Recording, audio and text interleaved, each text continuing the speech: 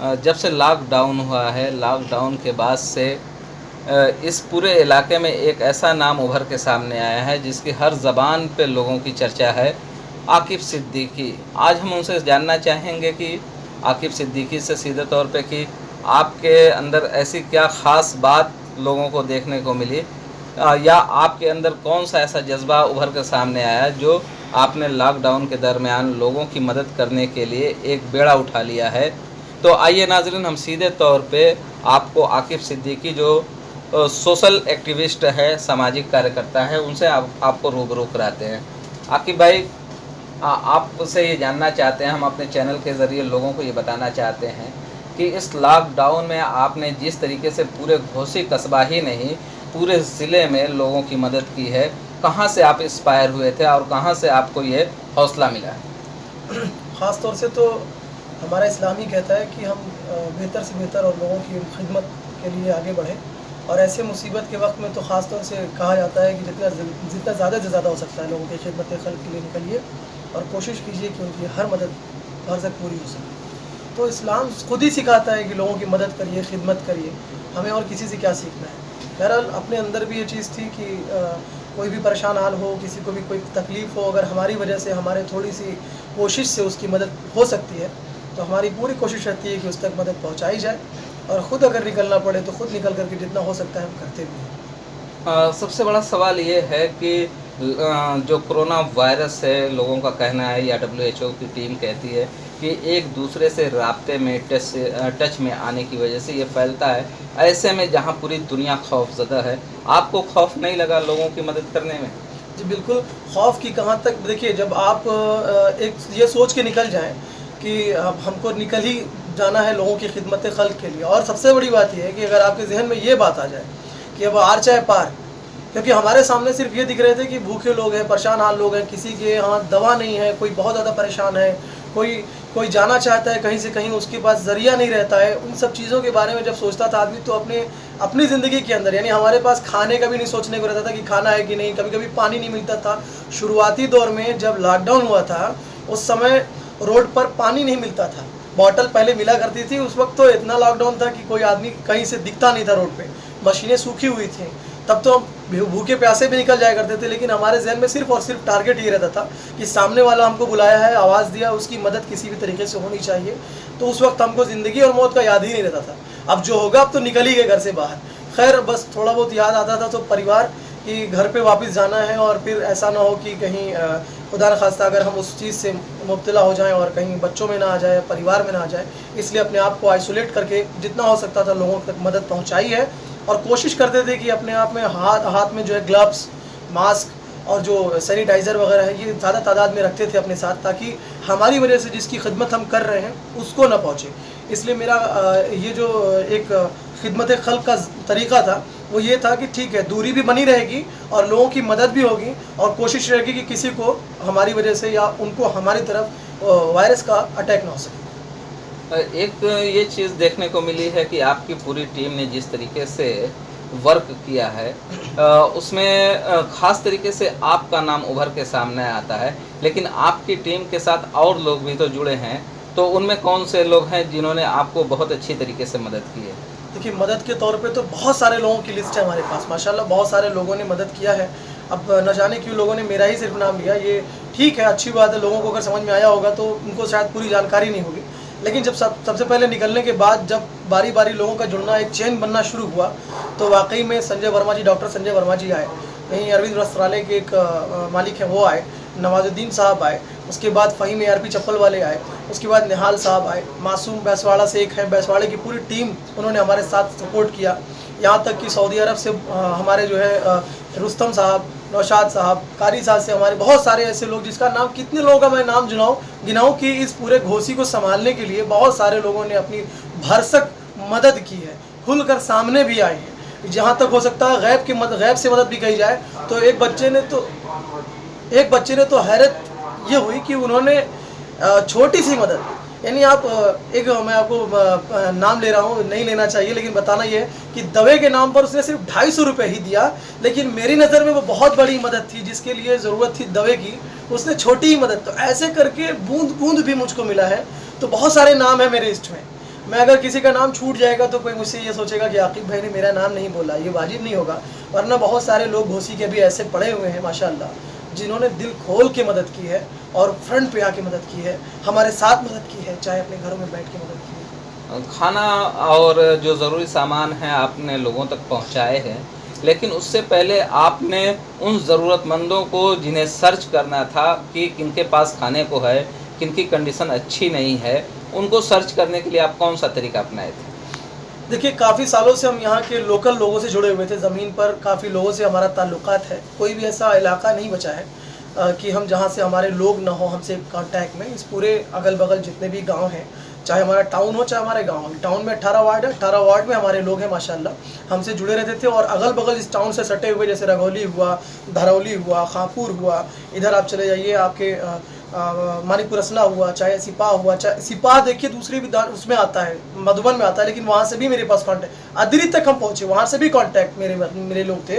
कोपागंज तक पहुँचे। उसके बाद इधर कारीसाद, फतेहपुर, और इधर आ जाइए आप तो ये पहाड़पुर, होलीपुर, मुस्किया, इस तरह के जितने इलाके थे, इन सारे इलाकों में हमारी तरफ से मदद इसलिए पहुंची क्योंकि वहाँ के लोगों ने भी शामिल होकर के लोगों की मदद के लिए गुहार लगाई। तो वहाँ के लोगों ने भी अपनी तरफ से कुछ जोड़ करके, कुछ ज़्यादा हो गया तो लोगों तक ज़्यादा से ज़्यादा तादाद में सामान पहुँचा और उनकी मदद हुई। तो एक टीम जो है हर इलाके में हमारी थी और अल्हम्दुलिल्लाह उस टीम ने बहुत सारे जुड़ करके एक तरह से मदद की और आज अपने मकसद में कामयाब भी हैं और आगे भी रहेंगे इंशाअल्लाह। हाँ, आप जिस तरीके से लोगों की मदद कर रहे हैं और पूरे घोसी ही नहीं पूरे ज़िले में मदद कर रहे हैं, लेकिन इस दौरान सोशल वर्क करते वक्त आपके साथ एक हादसा रूनुमा हुआ था। इसी घोसी कोतवाली में आपके ऊपर एक बीजेपी के लीडर ने तमाचा मारा था। उसके बाद क्या ज़िला इंतज़ामिया या कहें कि पुलिस इंतज़ामिया की तरफ से आपको कितना सपोर्ट मिला? और पुलिस कप्तान जो है यहाँ पे उनकी काफ़ी तारीफ़ होती है, उन्होंने आपको कितना सपोर्ट किया? कप्तान साहब ने तो आश्वासन दिया था कि आपकी तरफ से जो होगा उचित किया जाएगा, और लेकिन हमको बाद में पता चला कि हमारे ऊपर मुकदमा कर दिया गया है लॉकडाउन उल्लंघन को लेकर के और सरकारी काम में बाधा, जबकि हमारे ही मोहल्ले का ही मामला था और हम अपने मोहल्ले के मामले में गए हुए थे सुलह कराने के लिए। बहरहाल उस मामले में ज़्यादा तफसील से नहीं जाएंगे, लेकिन इतना तो मैं कहूँगा अपने प्रशासन से कि हमने सबके लिए किया था, आपके लिए भी किया था और हमारी नज़र में कोई गैर नहीं था। हमको लगा कि आप बाहर से आकर के यहाँ हमारे शहर को आबाद रखना चाहते हैं, कोरोना वायरस वॉरियर्स में आपकी भी गिनती होती है और आप लोगों ने हमारे घोसी को महफूज रखने के लिए अपनी जान जोखिम में डाला है। तो प्रशासन से मैं कहूँगा जब भी कोई काम करे वो आकिब ही नहीं किसी के लिए भी कर रहा हो तो वो निष्पक्ष होकर करे, क्योंकि इस पर बहुत सारे लोगों का आप पे विश्वास होता है। अब आपने हमारे ऊपर जो है धारा लगा दी सरकारी काम में बाधा का, जबकि हमारे मोहल्ले का मामला था और अपने मोहल्ले के मामले में हम खुद शामिल हुए थे और गए हुए थे, जबकि हमारे साथ कोई 4 आदमी नहीं गए थे, जबकि उसमें दिखाया गया कि 4 आदमी को लेके गए थे। हमारे जो 4 वहाँ लोग मौजूद थे वो सारे पार्टी थे, पीड़ित थे, वो लोग गए हुए थे, जबकि उधर से जो दूसरी पार्टी आई थी वो इस मोहल्ले से ताल्लुक़ नहीं रखती है, वो बाहरी मोहल्ले से ताल्लुक़ रखती है, बाहरी लोग हैं, वो लोग आए थे। एक बार इस पर हमको लगता है गौर करना चाहिए प्रशासन को। अभी भी प्रशासन के पास वक्त है क्योंकि आयोग को रिपोर्ट लगानी है।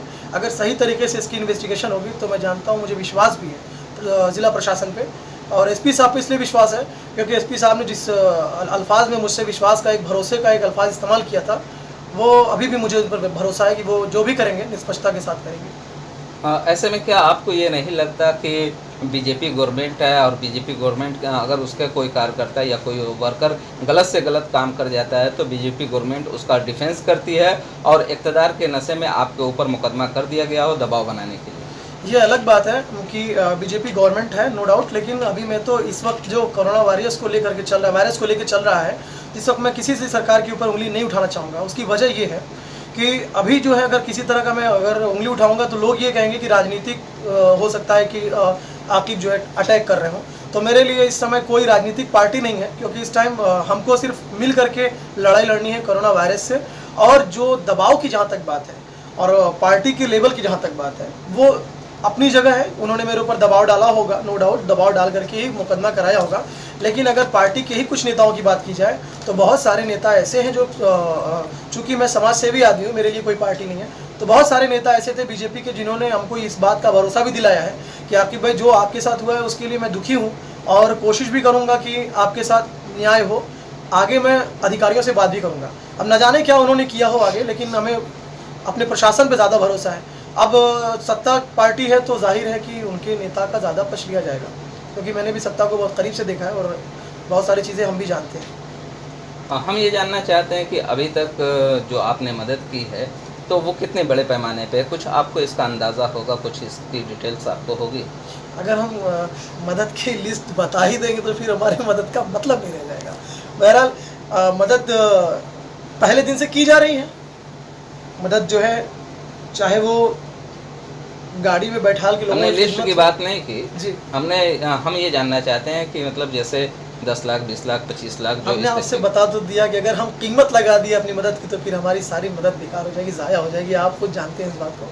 बहरहाल एक अच्छे पत्रकार होने के नाते सवाल तो आपका अच्छा है, लेकिन मैं ज़रूर जवाब दूंगा इस पे कि अगर हमने इसको अगर बता दिया तो फिर इसका कोई मकसद और मतलब नहीं रह जाएगा, क्योंकि इसमें बूंद का भी एक जुड़ाव रहा है।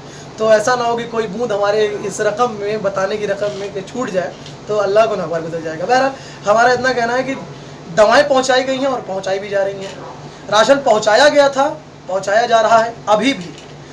और इस बीच में जो लोग मजबूर थे, बेसहारा थे, यहाँ से वहाँ तक जाने के लिए परेशान हाल थे, उनको पहुंचाया भी गया था, ये सवाल पहुंचाया भी जा ये रहा है। जो बात आपने कही, इस बात पे हम आना चाहते थे, लेकिन आपने पहले कह दिया कि माइग्रेंट वर्कर्स जिस तरीके से परेशान रहे हैं, उनको लाने में इंतज़ामिया नाकाम रही है और वो हज़ारों किलोमीटर पैदल चले हैं।